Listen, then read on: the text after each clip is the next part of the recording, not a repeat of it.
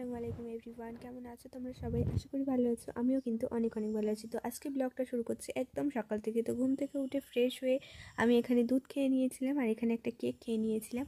তো খাওয়া দাওয়ার পরে আমি এই জায়গাটা ওয়ার্ড্রপের ওপরে এই যে ফুলদানি আর এই যে একটা ছাতা আছে, ব্যাঙের ছাতা, যেটা আমি নিজের হাতে বানিয়েছিলাম। তো সেই জায়গাটাকে পরিষ্কার করে নিলাম। তারপরে আমি পড়তে বসে পড়েছিলাম। তো তারপরে আমি ব্লগটা আর কন্টিনিউ করতে পারিনি। তারপরে খাওয়া দাওয়ার পরে বিকালের দিকে মানে 3টের দিকে আমি রেডি হয়ে গিয়েছিলাম ড্রয়িং ক্লাসে যাওয়ার জন্য। আর এই যে আমি পুরোপুরিভাবে রেডি হয়ে গিয়েছি। তো চলো ড্রয়িং ক্লাসে যাওয়া যাক। তো চলো ড্রয়িং ক্লাস থেকে এসে তোমাদের সঙ্গে দেখা হচ্ছে। চলো। তো ফ্রেন্ডস, ড্রয়িং ক্লাস থেকে এই যে দেখো চলে এসেছি। আর সোয়েটারটা নিয়ে গিয়েছিলাম, সেটা পরে নিয়েছি। তো তাড়াতাড়ি করে খুলে দিয়েছি আর সাইকেল চড়ে এসেছি। খুব বেশি গরম হচ্ছিল। তারপরে খুব জোরে খিদে পেয়ে গিয়েছিল আর এখানে মায়ের কাছ থেকে টাকা নিয়ে নিয়েছিলাম। তো চলো দোকান থেকে কিছু কিনে আনা যাক। তো কেক টেক কিছু খেতে ভালো লাগেনি, তাই জন্য পাস্তা এনেছি। তো চলো মাকে এবার বলি এই পাস্তাটা করে দিতে। তো মা এখানে পাস্তাটা বসিয়ে দিয়েছে। তো চলো আমি এবার ফ্রেশ হয়ে নিই, বাইরে থেকে এসেছি যেহেতু।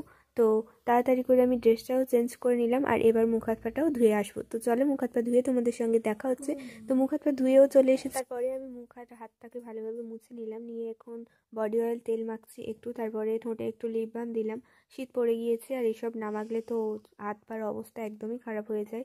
তো তারপরে আমি মাথাটাকে আঁচড়ে নিচ্ছিলাম মায়ের সঙ্গে গল্প করতে করতে। আর ওদিকে কিন্তু মা পাস্তাটা রান্না করছিল। তো চলো দেখি পাস্তাটা কত দূর রান্না হলো। তো এই যে পাস্তাটা মানে সিদ্ধ করা হয়ে গিয়েছে আর এখানে পেঁয়াজ আর তেলটা দিয়েছিল সবে। তো তারপরে মা বললো যে যে টাকাটা দোকান থেকে ফিরেছে সেটা ব্যাগের মধ্যে রেখে দিয়ে, সেটা আমি বাইরে রেখেছিলাম। তো তারপরে আমি ব্যাগের মধ্যে রেখে দিলাম আর তারপরেই পাস্তাটা কিন্তু রান্না হয়ে গিয়েছিল। তো চলো এবার পাস্তাটা খাওয়া যাক। তো আমাকে বাসনে করে মা দিয়ে দিয়েছে, তো আমি খাচ্ছিলাম। তারপরে মা ভাত তরকারিগুলো গরম করছিল আর মাকেও একটু খাইয়ে দিলাম।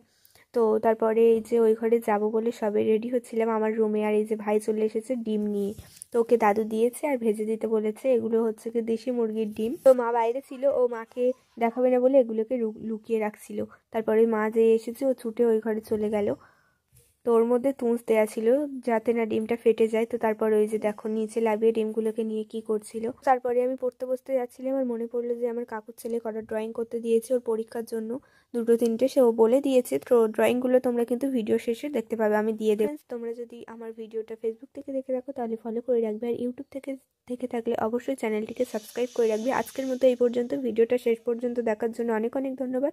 সবাই অনেক ভালো থাকবে। Tata, bye bye. আসসালামু আলাইকুম এভরিওয়ান, কেমন আছো তোমরা সবাই? আশা করি ভালো আছো। আমিও কিন্তু অনেক অনেক ভালো আছি। তো আজকে ব্লগটা শুরু করছি একদম সকাল থেকে। তো ঘুম থেকে উঠে ফ্রেশ হয়ে আমি এখানে দুধ খেয়ে নিয়েছিলাম আর এখানে একটা কেক খেয়ে নিয়েছিলাম। তো খাওয়া দাওয়ার পরে আমি এই যে এই জায়গাটা ওয়ার্ড্রপের ওপরে এই যে ফুল